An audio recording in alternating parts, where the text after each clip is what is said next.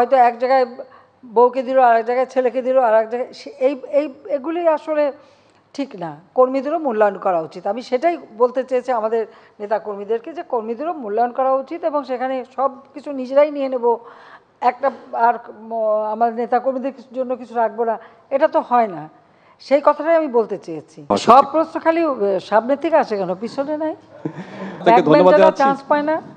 আমার মূল আপনি এবার উপজেলা নির্বাচনে একই পদ্ধতি আপনি নিয়েছেন এবং দলের প্রতীক দেননি, এবং সেই সাথে আপনার দলের মন্ত্রী এমপি তাদের স্বজনরা যাতে প্রভাব বিস্তার না করতে পারে, নির্বাচনে অংশ নিতে না পারে, বা তারা এই নির্বাচনকে নিজেদের মতো করে কর্তৃত্ব মানে নির্ধারণ না করতে পারে, সেই জন্য আপনি সিদ্ধান্ত দিয়েছিলেন।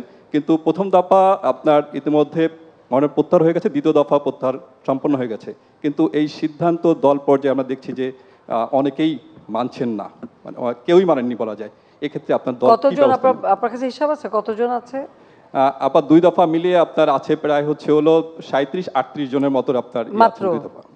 টোটাল উপজেলা কত?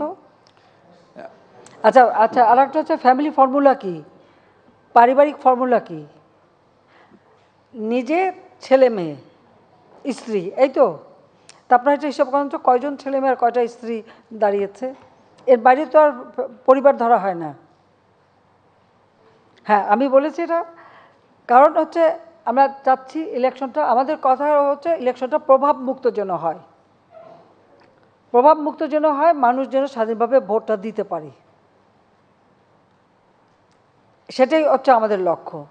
আবার আমাদের আওয়ামী লীগ যেহেতু আমরা করি, আমাদের অনেকে তো পরিবারে অনেকে তো দীর্ঘদিন ধরে একটা জায়গায় তারা আগেই নির্বাচন করে, মানে যিনি এমপি হয়েছেন তার বহু আগে থেকে নির্বাচন করে, কেউ ইউনিয়ন বোর্ডের চেয়ারম্যান বা ইউনিয়ন কাউন্সিল চেয়ারম্যান, কেউ উপজেলা চেয়ারম্যান, সেরকম তাদের তো ট্র্যাডিশনালি আছে।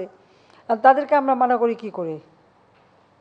তবে হ্যাঁ, এটা ঠিক যে হয়তো এক জায়গায় বউকে দিল, আর এক জায়গায় ছেলেকে দিল, আর এক জায়গায় এগুলি আসলে ঠিক না। কর্মীদেরও মূল্যায়ন করা উচিত। আমি সেটাই বলতে চেয়েছি আমাদের নেতা কর্মীদেরকে, যে কর্মীদেরও মূল্যায়ন করা উচিত এবং সেখানে সব কিছু নিজেরাই নিয়ে নেব, একটা আর আমার নেতা কর্মীদের জন্য কিছু রাখবো না, এটা তো হয় না।